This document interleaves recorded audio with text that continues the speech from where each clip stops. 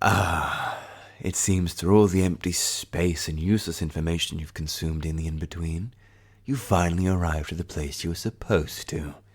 You sure do know how to keep a crow waiting. Now, anyways, let's get on with it. Oh, wait, of course! You need your eyes, don't you? Ahem! As you enter my home, your eyes open to see a perfectly furnished dark oak room. A large fireplace with a crackling fire warming and lighting up the place. Bookshelves line the walls, filled to the brim with books never before read by human eyes. And a small coffee table sits in the middle of the room. A small glass of wine alongside a half-empty bottle adorn the center.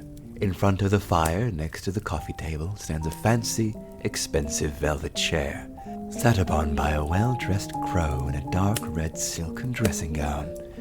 Some say the most handsome bird they've ever laid eyes upon. There, are we all good now? Good. Now you wanted to know about the Explorer, correct? Perfect. Let me just find the book. Aha! There it is. Alright, just follow my lead. And open your mind.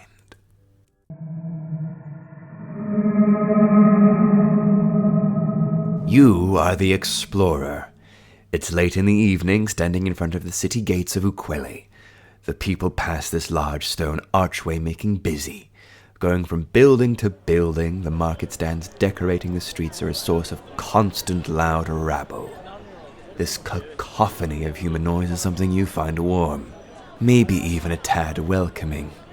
The weight of stress upon your shoulders lifts as you feel a part of the community, as you cross into the city borders. Walking through the streets, the populace gives you warm smiles and pleasant greetings. Your trailing mind as you look at the perfect architecture is interrupted as a salesman calls out to you. Fish for half price! Fish for half price! You interested, good sir? Your attempt at a response is muted by the thick glass and brass of your helmet. Sorry, sir, didn't quite catch that. You've had these sort of interactions countless times.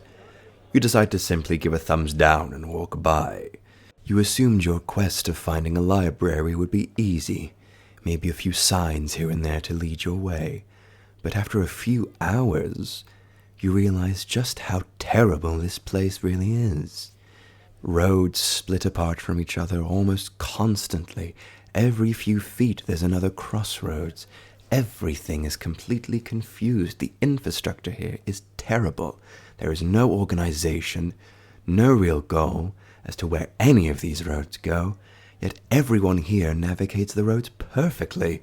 Not a single lost child, not a single confused soul. You understand that these people are far more familiar with the place than you are, but you lived in New York your entire life, and you still find your way being lost within the tramways every now and then. And this is more confusing than that. Why did they build this city like this? No matter. You relent, swallow your pride, and ask a random passerby to help. It just so happens that the fishmonger that was calling out to you just a few hours ago is that help that has come for you. You hand him a piece of paper with written, "Where is the library?" in crude handwriting. He stares at it for a minute, and then two. His mouth slightly agape, his eyes glazed over like he's in shock. You hesitate to say words, but you know they'll just be drowned out by your helmet again. Silence is something you are always familiar with, but in this situation it is deafening. You try and grab the paper back to maybe undo the mistake, but his grip is iron. The surroundings go from a welcoming community to a completely empty street without realizing. How long have you been here? Is this some sort of taboo question you should have never asked? Should you say sorry? You just wanted to know where the library is. Oh, it's just round the corner. He replies with a soft smile, and a pat on the shoulder as the streets fill once more. Seeing the sun start to fall, you hope it isn't closed. That interaction left you uneasy. As night fell, you made your way to the library, the streets becoming less and less populated by the minute, going from bustling market to empty street and lonely once more in less than 20 minutes. You've seen cities that never sleep with always something going on, but it's the strangest thing. You've never seen a city that does. You pay little mind to it. Heading toward the library, you can see it from where you are. You're almost there. The inside of your helmet becomes clouded with your breath, however. You tell yourself that under the cover of the night, with no one around, it's the best time to quickly remove it and give it a good clean. You wouldn't be able to read anything with this thing so musty and dirty anywho. You quickly slink into the nearest alleyway, open the hatch of your helmet and loosen it in the back, and with a slow but steady hand, remove the diving helmet. It is incredibly heavy as it lays in your lap, enjoying the quick episode of fresh air you get as you wipe down. You don't get this very often. That corner. There's something wrong with it. Take a quick glance and panic, quickly slamming your helmet back on. That corner's something. It repeats. You stare into the darkness. Two piercing yellow dots stare back. It's all wrong. It's getting worse. I can tell. You can see it, right? The yellow moves closer. Slight movements and twitches tell you he's eyeing you up and down, observing every single little detail of your suit. You stand there paralyzed, your curiosity not letting you make a single movement. You want to see where this is going. The shadow reveals himself. A simple man, scars all over his face, a stronger jawline, a large brown trench coat hiding his dirty t-shirt, almost trying to hide the fact that he's very clearly homeless. You tell him that you have no idea what he wants or what he's talking about. Before he gives you a response, he grabs the metal bars of your helmet and drags you along by the face.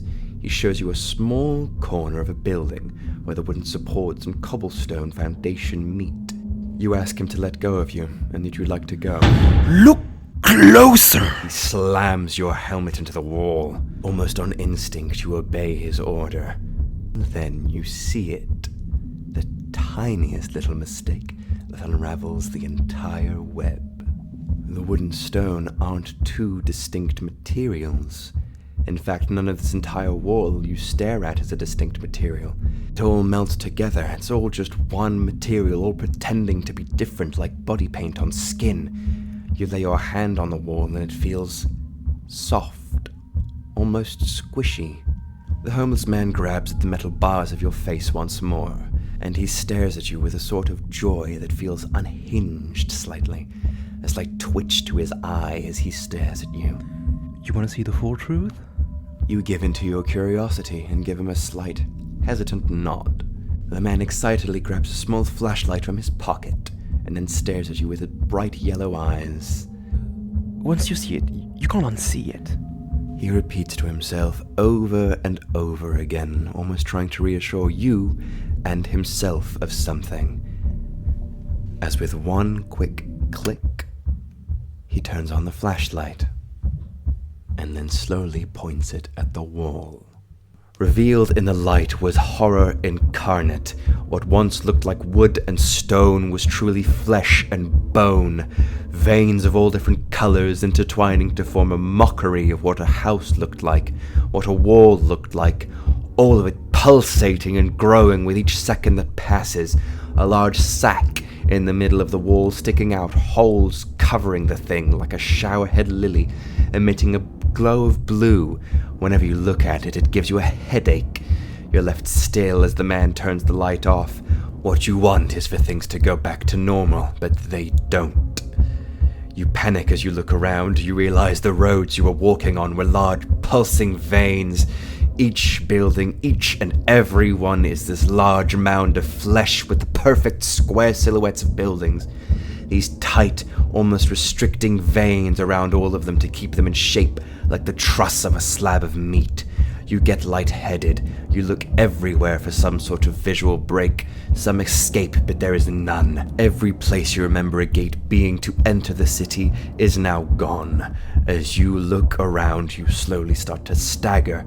The man catches you to prevent you from toppling over. He starts whispering something, but your mind is rushing far too fast for you to process any of it. The only words you catch are escape, it's awake, and follow, before he runs off, signaling you to do the same. Frankly, you have nothing else to do, and you fear the consequences of what awake could have meant, so you follow suit. Running down the length of one of the main veins, your footing is unsteady now, feeling of your boots sinking into the mass with each step. The homeless man in front of you screams out, "Freedom!" lights a torch and throws it toward one of the buildings. You see large eyes open up on the walls, followed by a large squelching noise. You shudder to think about the noise of the writhing and movement of flesh behind the thin membrane as these giant eyes stare at you run down the street. They take no action as you feel some level of safety, like this thing's just an outside observer, watching you like an animal. And then your heart drops as you see what you once knew as the people filling the streets exit their quote-unquote homes. These people now have no eyes, a large black abyss for mouths, and their skin hanging loose, connected to their back, a large tendril from which they move, almost like the skin is a loose sock puppet for whatever creature is underneath. Their movements begin slow, creeping out of their buildings, but before you know it, you see them quickly snap towards you. You can't help but look at least one as your morbid curiosity takes over. Your fatal flaw, staring at that same familiar fishmonger, or what at least used to be him, slowly turn toward you. His loose, empty mouth hangs lifeless before two small tendrils from behind grab the edges of his lips and force him to crack an unsettling smile. With no movement from his mouth, a voice echoes from down the street. The exact same you remember from before. Sorry, didn't catch that. Your shoulder is immediately grabbed by your newfound friend as he screams in his bizarre accent, Lock the fuck in! As you rushed off, dozens, maybe even hundreds of these puppeteered skin creatures followed you from the ground, from every street corner, even from the sky. The only route you had left felt like it was leading you nowhere. You ran and you ran until you feel like almost your legs are about to give out, on the very brink of exhaustion, with you losing hope, almost ready to accept death. The final flame of hope in your heart, as you find yourself surrounded, forces you to fall onto your knees and beg and hope and pray that your voice reaches anything, anyone. Unfortunately for you, your prayer reached me.